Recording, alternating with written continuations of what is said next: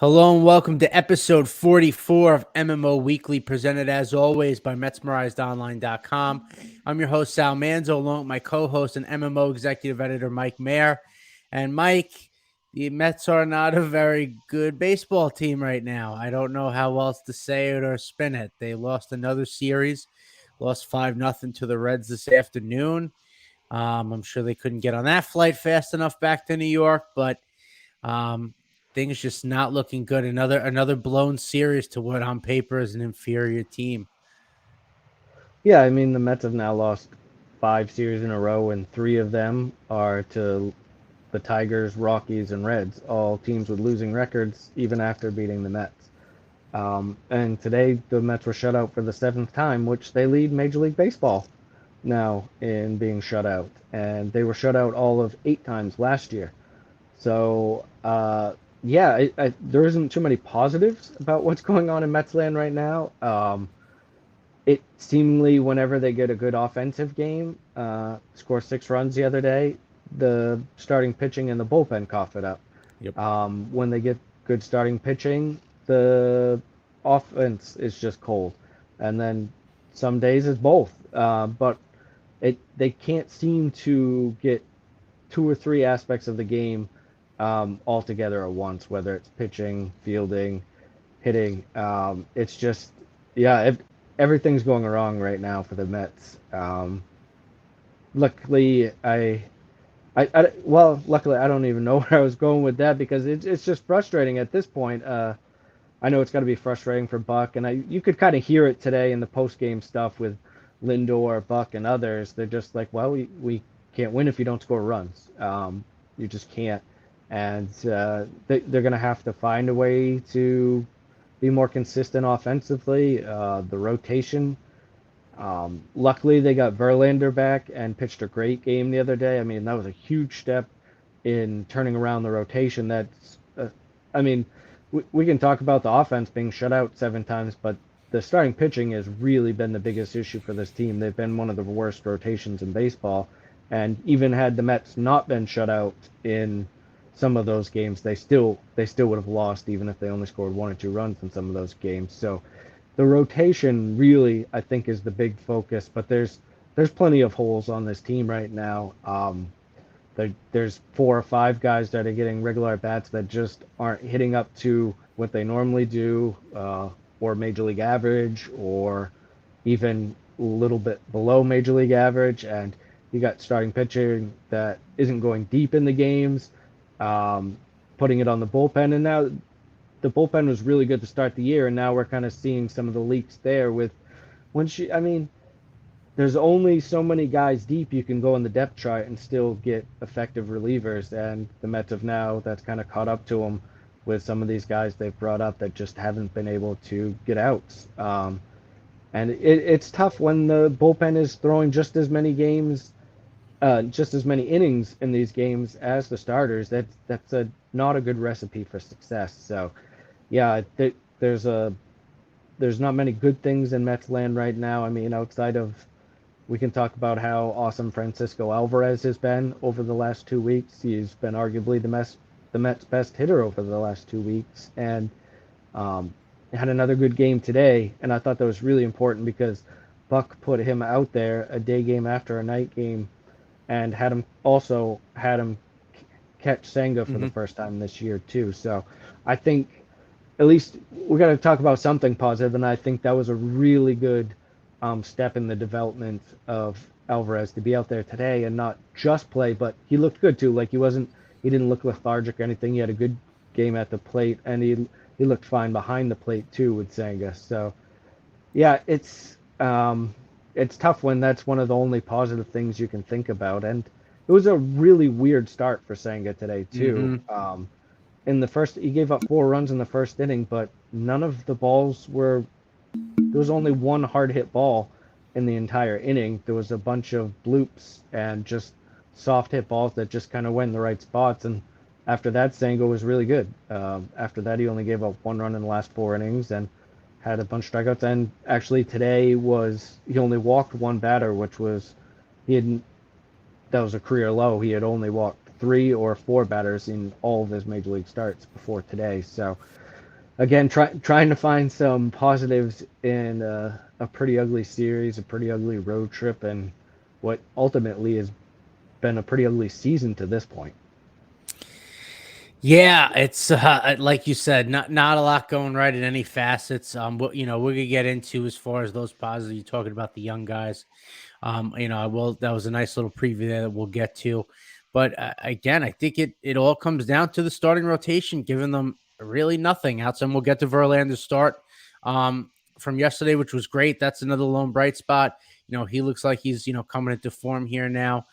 His second start back, but it's got to be tough for the off. I just think in general how the starting pitching is setting the pace for them, and it feels like every game they start the bottom of the first inning or whatever it may be, down 1, 2, 3 runs, always in the first inning. It feels like that they're starting Well, pitching no matter who it is. Go the ahead. Mets have been outscored 34-9 in the first Right. inning. So Right. yeah, that's exactly to your point.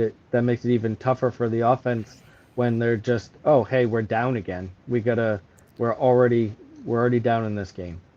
Yeah, and I think it puts added pressure, right? You see guys Nimmo in that Detroit series trying to steal a bag when they were down 2 runs in bottom of the ninth. I think you just in general, Lindor's pressing. He hasn't really gotten going yet. Alonso's hit a couple of homers. He's getting hot again, which is great, and we'll get to that, which is their really kind of one lone bright spot on offense, outside of I guess Nimmo, McNeil, and Spots. But it's just that there's not a lot of consistency coming from everything, and I think it starts at the top with the rotation and affects everything. Talk about the offense. Same thing with the bullpen. We talked about how June and July, if they keep this up with not getting any sort of length, the bullpen's going to be completely shot. And I think you're seeing it now at spots. You can't expect it. The bullpen and the guys in there to continue to eat up these many innings as they are on a consistent basis and not kind of burn out. Robertson's been great. Ottavino's been great. We know that, but it's tough for these other middle inning guys when you don't really have. Also, the Mets don't really have like a long man or like a Trevor Williams type, what we talked about coming into the year, how they were going to miss that, and it seems to really be, rearing its head now. But it starts at the top, starts with the rotation. Again, Senga did pitch well outside of that first inning today, but again, no real consistency. Puts up a 4 spot in the first inning, and again, this offense is in a hole now. Feel like they have to press, even against a team like the Reds. And, like you said, the rest of the way, he only gave up a run, struck out a bunch of guys. I guess it's good he didn't give up a lot of walks, gave up the one, like you said. And I guess if you look at the exit velos from the first inning, no guys were really squaring the ball off per se, squaring the ball up.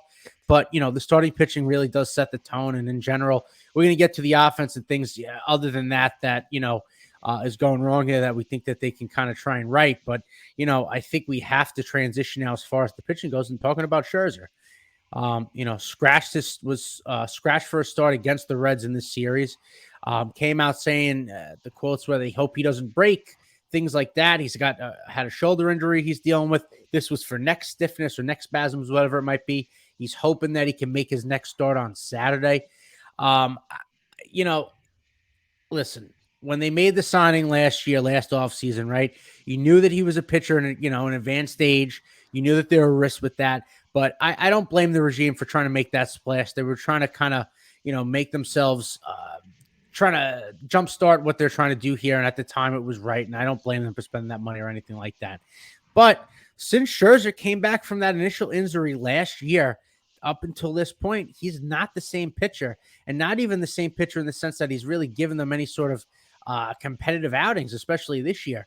He's not pitching deep in the games, giving up a ton of home runs. Obviously got suspended for the sticky stuff, whatever you want to debate with that. But just, the Mets can't go anywhere, even if Verlander is himself, which it all looks like pointing to that he is, and we'll get to that.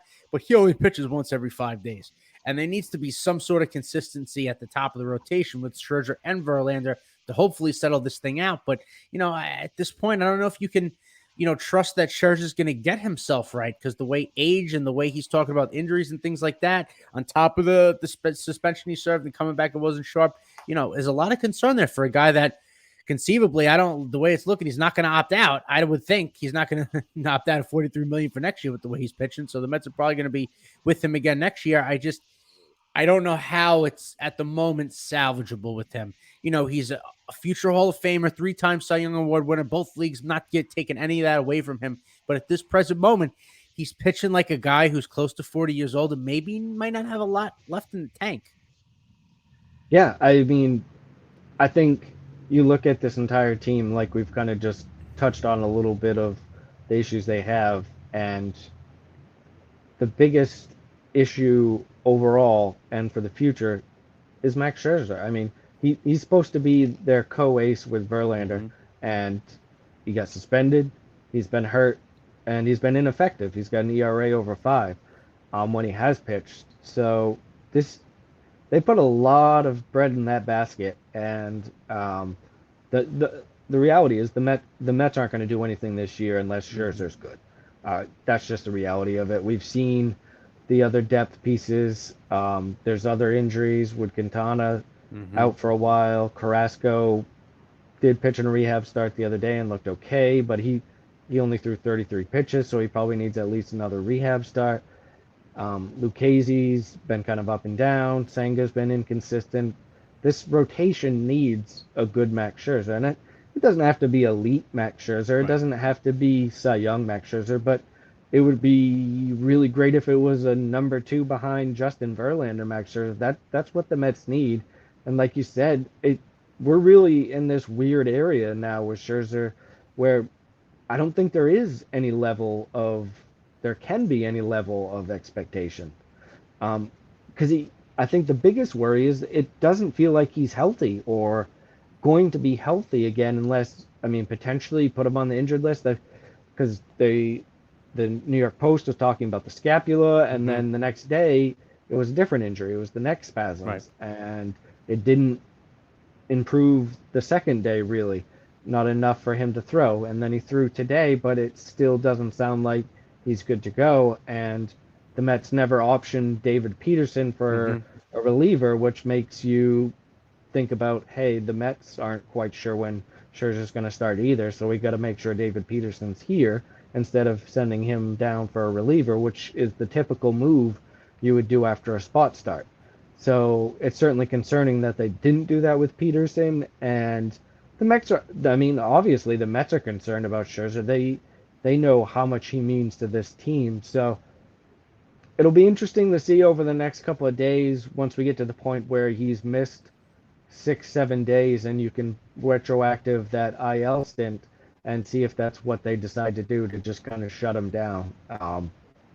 Because the reality is, even if you shut him down for, let's say it's a couple weeks or it's a month, ultimately the best thing is getting him to a point where he can feel 100% on the mound and hopefully finish the season that way. I know he talked about he would rather be out there pitching at less than 100%, but I just, we're at the part of the season, these games matter, but you want him to be healthy. And I know the Mets, Scherzer's seen what the rest of the rotation has done. He's seen that it's been bad, and I'm sure that's part of him pushing to make sure he's out there because he doesn't want to let his teammates down. But at some point, you're making this linger, and you don't want the injury to linger so that you have 80% of Max Scherzer for the entire year. I think the Mets would much rather shut him down for a couple weeks and have 100% Max Scherzer for 4 months of the year. So, yeah, a lot of it hinges on Max Scherzer, and that's why they got him, was to be that piece. Like you said, luckily, it's a good transition to Verlander. Luckily, Verlander, now that he's healthy, he was okay in his first start, which, I mean, first start of the year, that was really more like a spring training start for him. So he went out there and pitched okay, and then he was just terrific against the Reds the other day. And I think one of the things that impressed me the most was that he was hitting 97 in that last inning in his last couple batters. Is you've got a 40-year-old guy out there still dialing it up to 97 in really his first full-length start of the year. So that really shows to me that Verlander is good to go. He's vintage Verlander like he was last year, Cy Young. So that was just a huge, huge thing for the Mets. I mean, like we talked about with Scherzer, they're not going anywhere without him. It's the same thing with Verlander.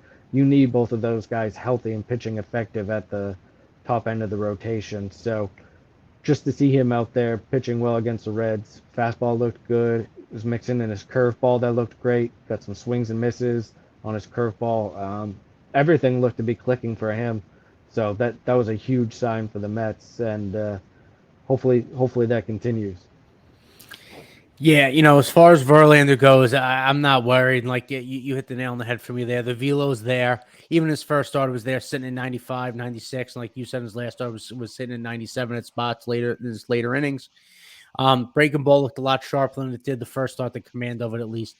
So I agree there, and I think it's uh not unexpected to see Verlander kind of settle in and also understand that he needed to give length in that start against the Reds. It seemed like there was no way he was coming out of the sixth, coming out in the sixth or anything like that. He knew how to give that team some length that night, give the bullpen a rest. So at least you have one guy doing that. And, again, just to circle back on Scherzer and put a bow on it. I understand people's frustrations, and I'm one of them. When you hear about injuries, hearing him talk about how he's trying not to break it, things like that, while he's not pitching bad, it gets frustrating there. I understand that. But I will say, as far as the folks that are saying, it was a contract that they shouldn't have signed, they spend the money stupidly. I hear rumblings like that even with Lindor. Listen, can't have 15 years of ownership, not spend any money, and then a new owner comes in and spends money, and now it's not going well, which you knew could have been the trade-off. That's the risk of doing what they did, and then say it wasn't good. I don't want to hear it. I do not want to hear it. You cannot have it both ways. Steve Cohen took a risk. He understood where this franchise was. This franchise is a team that has a young core of position players, or core position players on the roster, and a good young core of position players in the minor leagues. He knew there was no pitching within that organization, as far as young pitching. I know in AA there's a couple of guys we've talked about, but whatever, but not the depth that they need. So to try and be competitive in the now and still stay in the future, they sign guys like Scherzer, like Verlander. And unfortunately, with the case with Scherzer, you hope that his best years aren't behind him now, and the guy can kind of, find some form of himself. Because even with Verlander doing what he does, if the two of them at the top can't be the horses, his team isn't going anywhere. And that kind of, for me, puts a bow on the Scherzer thing. And I just want to talk a little bit more about the offense with you, just kind of switching struggles, because like we've said, it's really every facet of this team that is not playing well. And offensively, Mike, I don't know how it looks to you, but to me, it feels like the team last year in that 162, take out the wild card series, different thing. This was a team that didn't strike out, that put the ball in play, work counts, walked a lot, turned the wheel over to the next guy per se, and they put a lot of crooked numbers up by making the defense work and by putting the ball in play. I don't know if that series against the Padres, when Trent Grisham went Babe Ruth on them, scared them a lot, but it feels like they've now taken away from that philosophy. Not completely, but mostly. They don't look like they are comfortable with runners in scoring position, especially, which was a problem for the Mets prior to 2022 for a few years. It was a different team, really, but still kind of that same thing. Guys that are trying to, outside of Alonso, who's doing, most of the power, like trying to hit the ball too far. Marte looks like a shell of himself. It just feels like this team, outside of a couple of guys, just really aren't. They kind of scrapped what made them successful last year, and this offense as a whole seems to be, sputtering mightily because of it. And I'm just wondering if you're seeing the same thing. Well, I don't. They're actually. I mean, they're not really striking out that much. They're in the bottom of the league in strikeouts. They're actually in the top of the league of walks. Okay. So, yeah, actually, they're going into today. They were striking out the second least amount in the big leagues, and they were walking the seventh most. So I think, I mean, so a lot of this, like we've been talking about on Twitter the last couple of days, trying to figure out like where's the issues and how do you fix them. So I think the biggest question is, and I know Tim Healy put it up on Twitter today, is obviously Ronny Mauricio and Mark Vientos are hitting very well in AAA and seemingly looking like they could help the major league club. With that in mind, where and when do you play them, and who do you get rid of from a roster standpoint to get them on the roster? And I think that question brings you to looking at what the biggest issues are. And for me, I've kind of been bouncing around and like trying to figure out like where's this guy gonna go? How can you do it with this? And who's the biggest problem. And honestly, right now, the biggest issue on the Mets offense is Starling Marte. Mm-hmm. You mentioned him. Looked up today. He hasn't had an extra base hit since April 14th. Right. He OPS is 572. He's not even stealing bases anymore. He had 7 steals in the first 15 games with only 1 caught stealing, and the next 15 he's only got 2 stolen bases with 2 caught stealing. I think, look, Marte was really good last year, Mm-hmm. and we know how important he was to the Mets offense. We saw that they struggled a little bit scoring runs when he was hurt. There was, in the middle of April this year, he came out of a game because he had a neck issue. Mm-hmm. He missed 2 games, then he came back. Since he had that neck issue, he's been bad. That corresponds with the day of the extra base hits that I'm going back to that he hasn't had. So Marte's clearly the biggest issue. I mean, you had this guy batting second all the way up until Buck was a little too stubborn with that and only just switched it the other day, sliding him down in the order. But I think you have to have a serious conversation with Marte again. Kind of the Scherzer situation is, Mm-hmm. look, we need you 100%. Right. So if you're not 100%, we're going to put you on the injured list, and we're going to try to figure out how to replace you. And that is looking at all the moves, like trying to get Mauricio Mm-hmm. or Vientos on the roster and then getting them at bats. That to me is the easiest way, assuming that Marte actually is hurt, which is he's certainly playing that way. I mean, Right. that's certainly what it looks like. And I mean, so let's talk about that scenario. You IL Marte, you would move McNeil to the Mm-hmm. outfield, and in Mm-hmm. that scenario, you call. I'm assuming you call up Ronny Mauricio and Mm-hmm. plug him at Yep. second base. Yep. That's where he's been playing most of the time recently. I'm not so sure about Mauricio in the big leagues yet. I know I've taken a little bit of heat on Twitter for that because look, I'm going to post his highlights. He's had a really good offensive season. Sure. My issue is that he's still walking at only 4%. He's got like 1 walk in the last. It's a crazy number. Right. And the other issue I have with this offense is he's hitting ground balls 53% of the time. Okay. So essentially, you have to look at all of this stuff. Essentially, what Mauricio has become is similar to kind of what Ahmed Rosario was doing for a while, where he wasn't striking out a ton, which Mauricio isn't. His strikeout numbers are very good. But he's making a ton of contact on balls that he shouldn't even be swinging at. So he's swinging outside of the zone way more often than he should. When you do that in AAA, you're going to make some contact. And a lot of that is he's been hitting ground balls, weak ground balls, or even hard ground balls. Neither of them are particularly good for outcomes, especially in the major leagues when you have better fielding infielders. So my concern is that with him swinging out of the zone, he's making a lot of contact. Right.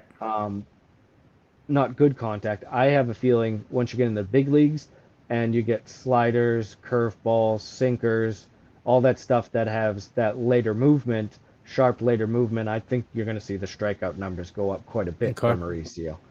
I'm not taking away from the fact that he's absolutely has major league power. There's certainly no doubt about that. He had another double tonight, so he's got 14 doubles to lead the league. Last time I checked, he was a couple above the league leader. So the power's certainly there for Mauricio, and that's certainly enticing from a Mets standpoint because, look, the Mets offense could really use an influx of power that Mauricio has. So that's a good fit there, and I think Mauricio fits better from a position standpoint because, like we talked about with Marte, or even let's say they wanted to. Canna and Pham are 2 of the other guys that are kind of struggling. Pham has actually been better than Canna. I think you would say Canna is probably the Mets' second worst offensive semi-regular right now. and there's not much you can do with Canna there, right? Like the Mets Mm-hmm. aren't going to DFA Canna Right. over a third, I mean, 35 games. They're just Right. not going to because Right. he was a good offensive player last year. So they're not going to, I don't see them DFAing Canna. Pham has been, he's been around league average offensively, which, I mean, that's not great, but it is when you're talking about some of these other guys, the Mets options. So I don't see that happening either. So that again, that kind of plays with how Mauricio ends up being the better fit in that scenario with Marte going on the injured list. The other way you get Mauricio in the lineup is optioning Luis Guillorme. Mm-hmm. Um, he before he had a good game actually in the second game of the series. Before that, he had struggled big time offensively this year. He had a good game that really brought up his numbers to where he's a little bit under league average. And Buck loves his defense. The one down, the one mark against him would be the fact that Guillorme is one of the only guys that we'll talk about that has an option left. He is the only Right. guy Right. that has an option left, so they could just send him to the minor leagues. And again, that gets Mauricio at second Right. sometimes, and McNeil. You can just start McNeil instead of Canna and Pham in that situation. So yeah, that's what I wanted to talk about was how it's easier to envision Mauricio getting at bats or finding the space for the at bats. That being said, I don't think he's offensively ready to the point that Mark Vientos is. Okay. Look, Mark Vientos has now played 150 games in AAA. He has 38 home runs, 110 RBIs, OPS around 1,000 in AAA. There's nothing left for him to prove in AAA. He's cut down his strikeouts this year. His walks are up. He is ready to face big league pitching. The problem is with Vientos is he's essentially a first base Right. DH type. He Right. can also play third, but that doesn't really help you because Mm-hmm. Beatty's going to start at Mm-hmm. third. So if you call him up, where are you getting him at bats? And I know there's a portion of Mets fans who are like, well, that's super easy. You just play him at DH every day over Daniel Vogelback, which works in theory, but Daniel Vogelback has also been one of the Mets' better hitters. Got an OPS plus of 130 coming into today, and he's done even his numbers even better against righties, which is the reason why he's in the majors. So I mentioned this on Twitter the other day, and it's kind of a weird take, but Vientos is one of the only prospects I would be comfortable calling up and him at least to start being a part-time player. I That's very not typical. Like we've talked about it with Alvarez, I wanted him to play right away all the time. Beatty, same thing. I think Vientos it kind of fits, and I would be okay with it because I mentioned that he's played 150 games in AAA. He's not getting challenged in AAA anymore, so he needs to get challenged offensively, and I think it would be even better for him to play 3 or 4 days a week in the big leagues than playing every day in the minor leagues. And yeah, obviously he would start against every lefty as the DH. That's Right. very clear. Right. That's where you immediately get the at bats. He's your bench. He's your power bat off the bench. I mean, think about him in that spot the other night instead of Luis Guillorme in that big spot. Yeah. So again, that's not a ton of at bats in that part of his role, but they're really significant, high pressure, high leverage at bats that gives them a much better chance of scoring runs than it does Guillorme, Pham, whoever they're pulling off the bench, because their bench on essentially every night is very bad Mm-hmm. offensively. Mm-hmm. So he drastically improves that, and then you can give him a day at third base every once in a while just to give Beatty a breather. And the option, and once you get him up there, the option is, hey, if Vogelback's struggling Right. or he's in a cold streak, then just start him at DH regardless of if it's a righty or a lefty. So look, I think the Mets have to do something. It's just really tough to like figure out how they can make it work between those two guys. I think Vientos is clearly the better option Mm-hmm. currently. I would leave Mauricio in the minors a little longer. A, to learn second base a little bit more. He's looked okay there, but just get him a little more comfortable at second base and see if we can still work on his swing decisions to make sure that when he gets to the big leagues, he's not just walking a little bit more, but making it so that he's making better contact too and Sure. not swinging at as many balls out of the zone. I mean, beyond them, I know Andy Martino put out an article a little bit ago talking about other options at AAA. He mentioned Danny Mendick, who's already on the 40-man roster, has big league experience. He's had an okay year. He has around a 750 OPS in AAA, so that's a hitter's league, so that's not really an enticing thing. And I don't know who you would bring him up and play over. So, and we have to talk about him because the Mets just signed him, and he hit a home run tonight, and his name is Gary Sanchez.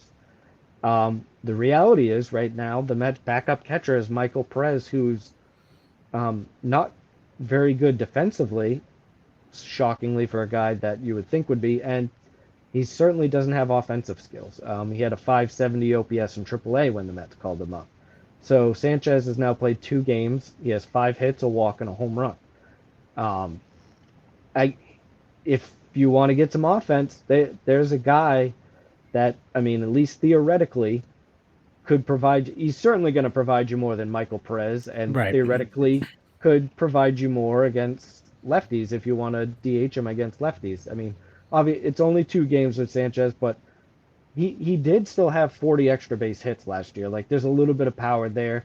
His hard hit rate was still good last year. He was just hitting too many balls on the ground. So, I mean, there's no easy way to fix the Mets offense, which is essentially what I'm trying to get at. And the other name we haven't really mentioned, is Eduardo Escobar. Mm-hmm. I don't see the Mets DFAing Escobar, Canna, or Pham, or Vogelback for that matter. I have a really tough time seeing that happening. Just because, I mean, Pham, you're only a really small portion into his deal, and he's Sure. actually been right around league average. Canna was good last year. Escobar still has value, and he's one of the only guys hitting lefties. And he gives you versatility, especially if you say you option Guillorme, then you have Escobar that can back up all the infield spots. Mm-hmm. So if the Mets do something, I think the most likely or the easiest route, again, I think is Marte to the injured list. And that's the assumption that he is hurt, which it looks like to me that he is. Yeah, I mean, I'm with you as far as with Mauricio. I think that's the easiest thing, and that's what I was going to say also. If everyone's healthy, McNeil moves to left field, McKenna goes to the bench, and Mauricio plays second. That makes the most sense. Again, it would be nice if the Mets ever tried him in the outfield at any point, but clearly they're not doing that. He's an infielder, so second base is the best route there. Thankfully, McNeil plays good outfield as well. Besides second, he's versatile enough to do that. I wonder with Mauricio. Obviously, I hear what you're saying as far as that. His walk rate's down. He's a guy that's, like you said, is a bit of a free swinger. You wish he had more plate discipline as far as that's concerned. But I wonder at some point, it's just when as a player is who he is. You know what I'm saying? As far as he's a guy, like you said, and the Ahmed Rosario is a nice comp there because I understand what you're talking about. The guy that's not going to strike out a lot, but is going to, at times swings at balls a lot out of the strike zone. He doesn't get on base a ton or walk a ton in that regard because of it, but has a lot of power. It's a weird spot for me right now because obviously it's still May. And again, I look at what the Phillies did last year and anything can happen. You get a hot month and a half, and everyone gets hot on the end of the year. 6 teams a league make this thing. So all you got to do is get in. But if things are going the way they are, at some point you should try and see what you have in this young core of guys. So, I'd like to see at some point, again, if things keep going the way they are, and if they don't, because I think a guy like Mauricio and Vientos, they could be a shot in the arm for the lineup too. You never know that. But I think, I disagree in the sense that I think at this point, as far outside of the swing decision stuff that you're talking about, he's doing as far as Mauricio is concerned, doing everything he can at AAA at that point. He's hitting really well. And I think the next step is inevitably he should be up in the big leagues. For more, like I said, even if the sooner you get the two of them up, obviously Vientos had a call up last year with the Mets. But in general, if you want to give them extended time up here to get used to it, because if the earlier you bring them up, listen, by August or September, whatever, they may get comfortable and get hot.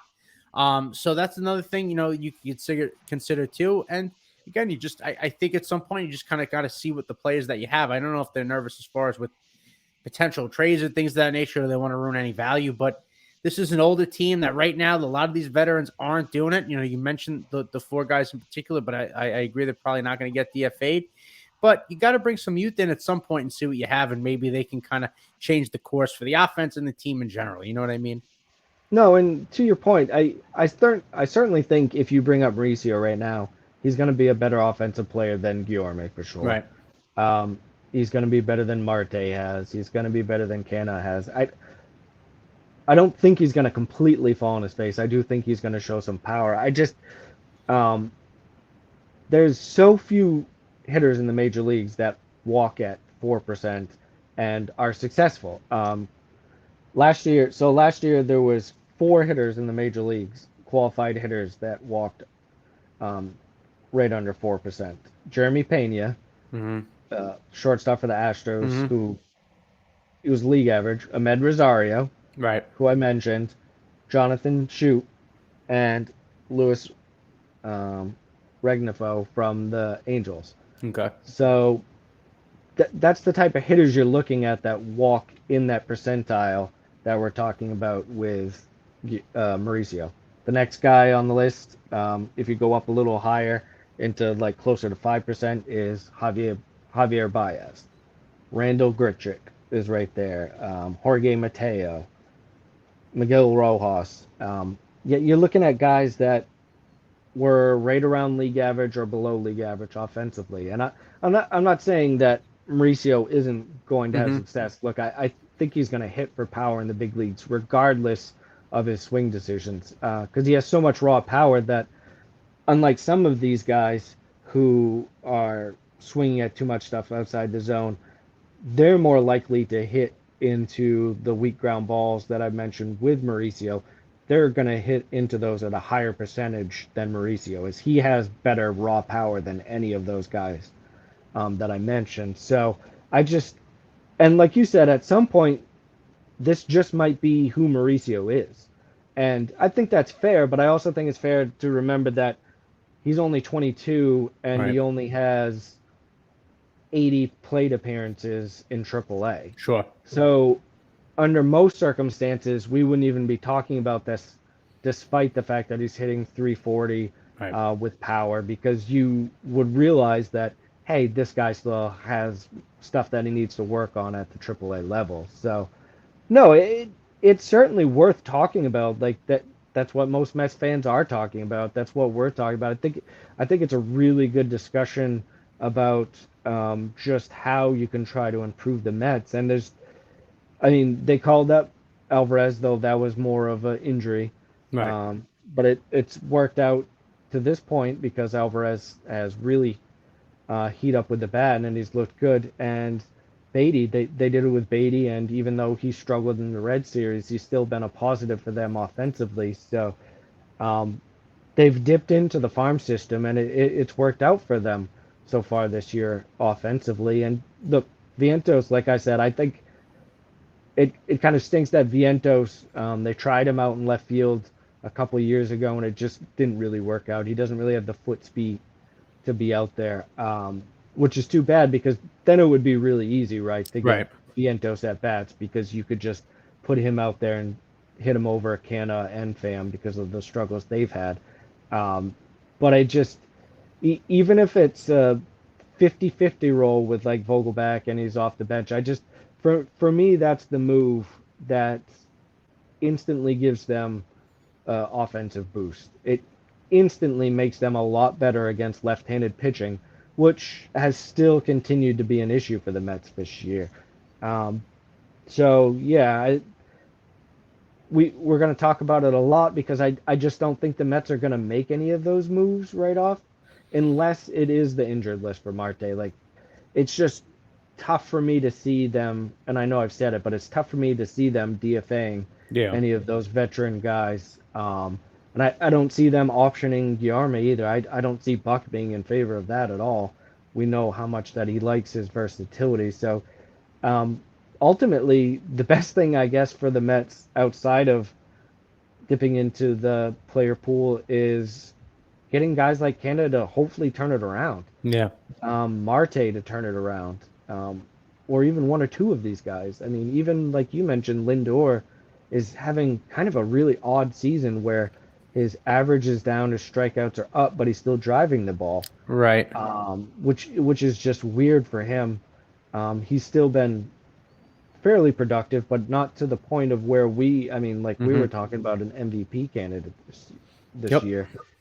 Even Jeff McNeil, I think after today, he's batting 271. He had a really bad series Yeah. against the Reds where he's 1 for 13. It just seems like the Mets can't get any 2, 3 hitters clicking at the same exact time, and that's been a huge downfall for them going back to like the second half of last Yeah. year. Yeah. Um, so yeah, it's not an easy fix. Epler's got his hands full of like really what he can do.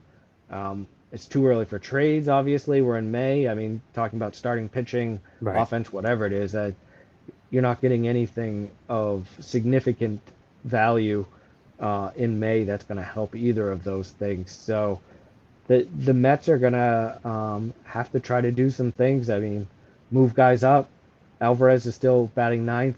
Move Right. him up in the order. That's something that could help. They did it with Beatty. Now maybe Yep. if you do it with Alvarez, look, just drop the veterans back in the lineup if they're not going to hit well and get the Right. young kids higher up. Um, that's the only thing you can keep doing. You got to keep trying to manufacture some more runs. The Mets are just it seems like too kind of offensively they've slowed down on the running game too, and maybe Mm-hmm. that's again that could be partially attributed to Marte not feeling 100%. Right. But that kind of early in the season, I mean they were tied for the lead in the major leagues in stolen bases at one point. That's kind of slowed down. Um, yeah, it's there's no easy answers for any of this. When we talked about the starting pitching, they don't have really anyone at AAA to kind of No. fix that AAA. I mean, Peterson has struggled bad. He came back up and didn't look right the other day. Um, Buto has been up and he's limited runs, but his walks have been extremely high when he's been up. Um, there's no one else really. Dylan Bundy had his best outing in AAA, but his ERA is still over 10. They don't really have Mm. any other arms there. Um, I would at least like to talk about Mike Vassell for a little bit. Mm-hmm. He Mm-hmm. threw 8 innings of one-run ball for Double-A Binghamton tonight. ERA is down to 2.70. His walk to strikeout rate is 41 strikeouts to 4 walks. This guy for me is if the Mets were going to dip into the starting pitching pool and they were okay with going to Double A, this is where he's their next best starter, I guess is the best way to say that. Double A, Triple A, Mike Vassal's their next best starter. Fastball in the mid 90s, it gets up to 97. It's a high spin fastball too, so the velo plays up. He's throwing a hard cutter now at 90, 91 that the Mets have kind of changed over the last little bit. Change up curveball. He's looked really good this year. He's for my money, he's the Mets' best pitching prospect at this point. He's pitched better than Hamill and Tidwell this year. He's looked better. His stuff's been better. And, I mean, he's 23, going on a little older, 23. At the least, I think they should push him up to AAA, see what he can do there, so that if you get another injury or Carrasco doesn't come back Mm-hmm. healthy, I mean, the Mets are at a point where they might need another starting pitcher that they haven't tried yet. So, um, they got to turn the rotation around.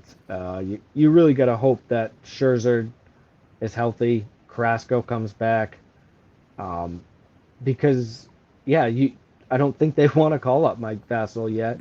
Right. Um, so you're at a point where Buck and Epler, obviously 2 games under 500, kind of slipping away from the Braves already in the division, potentially slipping away into third, fourth place, and you just don't have any obvious answers, or the obvious easy answers. So the next couple of weeks is going to be really telling for this team. They got some good teams that they're playing coming up. They got the Rays, the Mariners. They got a couple other teams that are very good, and this this thing could really get ugly quick. I Mm-hmm. mean, if you, it's already pretty ugly. But as far as like once you get into 50, 60 games and the Mets still aren't performing up to what they're supposed to or expectations, that I think that's when you start getting beyond the player moves that you're talking about improving the team, and you got to start talking about personnel moves, Mm-hmm. coaching moves, GM moves, that type of thing, because this is not a team that can miss the playoffs. It just isn't. This is a team that won 101 wins last year, and they were expected to be. It's a World Series or bust with the money that they spent, the players that they got. So if you get into 50, 60 games and the Mets are still on this trek, there has to be some Cohen. There's no way Cohen's gonna be happy, and just stand by on the wayside and just let things go. I'm sure Buck's job is far more secure than anyone else's, but at some point you kind of have to talk about Billy Epler. Yeah. I think, and I don't want to get ahead of myself because look, we're still only 30 some odd games into the season, but we mentioned it before that this is a make it or break it year for Billy Epler, and right now it's definitely on the break it side, and he's got to get creative over the next couple of weeks so that this team starts winning some more games. Yeah, unfortunately, right now, Billy Epler's legacy tenure with the Mets is tearing rough at the trade deadline in 2022. That's what's gonna. This is all gonna come down to is for me. Last year, sitting on their hands at the trade deadline and not getting. I mean, I talked to Osborne in the face about getting more bullpen arms. It obviously turned into the starting pitching and the offense let them down the wild card series. But just in general, they sat on their hands and now we see what happens because we're on the flip side of the coin in the win now world, getting, paying these hired guns, so to speak, these older, veterans with the back of the baseball cards kind of thing. And, right now it's not looking too good, but yeah, it'll be interesting to see like come really the end of May where the Mets stand. Like you said, a couple weeks now against, of some better teams coming up here. On paper, these were teams the last few weeks that they should have beat. But when you're not beating the teams that you're supposed to be better than, you then, yourself eventually are a bad team. So, it's going to be interesting. It's not a lot of pluses here, but we'll keep our heads up. Um, Oh, like I Sal, said, one other sure, thing I sure, really wanted to make sure we talk about sure. is because we haven't was Matt Harvey. Oh, yes. Yep. We didn't get a chance Yep. to talk about Matt, and Sure. just wanted to kind of talk about him real quick. As everyone listening, I'm sure knows by now that Matt Harvey kind of retired from baseball, and I think it was at least a little bit surprising, just because he pitched in the WBC, and I mean the fastball wasn't there in the WBC, but he got outs. He Right. pitched fairly well for Italy, so I was just a little surprised that he didn't at least maybe give it one last shot in the minor leagues on a minor league deal and with someone's Was he organization. still So still suspended though technically? Because I thought he was granted exemption to pitch in the WBC, but was still under suspension for the Skaggs thing for being deposed. I don't I honestly don't remember how it And all that's kind lined of up I took it suspension as, wise. you watched him in the WBC, right? Like you said, the fastball was like 88, 89. He got some outs, it was a nice story, but I think he might still be suspended. And on top of that, the last couple of years, he's just been, and it's no disrespect to him or anything like that, but he's been, back of a bullpen for bad teams, eating up innings, kind of mopping up innings. And we've seen that. It's sad that that's how his career ended up with how fire red hot shot out of a cannon it started. wish the guy all the best. He gave us some amazing years, as Mets fans when really, I was talking with friends about outside of, 2015 when Harvey came up. That was really it. The team stunk. That was peak. Wilpons didn't have any money, and the teams they were running out there were more than subpar. And Harvey Day was a big deal, and it was fun to watch him when he was at the top of his game. And obviously that postseason run in 2015. You wish Terry took him out after he walked Lorenzo Cain to start the ninth inning, but that's a whole nother conversation. But, congratulations to him. I know it's not probably the career that he thought it was going to end up as, but, 9 years in the big leagues, made himself a nice chunk of change.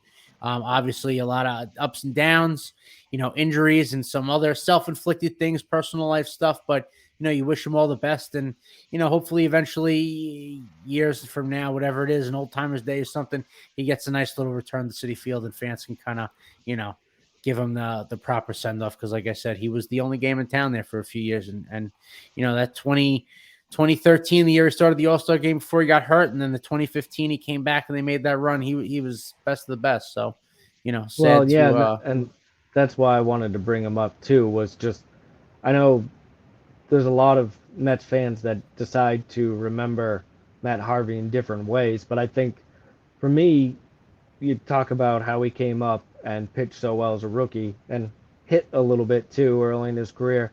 But that 2015 run where he essentially, he put it all on the line. Yeah. From a physical standpoint, pitching more innings than almost anyone ever does coming from Tommy John. And he really, obviously the Mets don't make the World Series that year without him in 2015. And obviously the last game didn't end the way that everyone had hoped, but he really pushed himself to the max of what his physical ability could.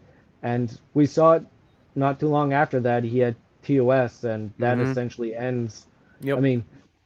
Obviously he still tried to keep pitching just like other pitchers did, but that injury and that surgery essentially ends the productive part of pitchers' careers. Yep. Pitchers can keep trying, but that just ends it right there. So I think that's would be the best way for Mets fans to remember him, is just those high moments that were extremely high.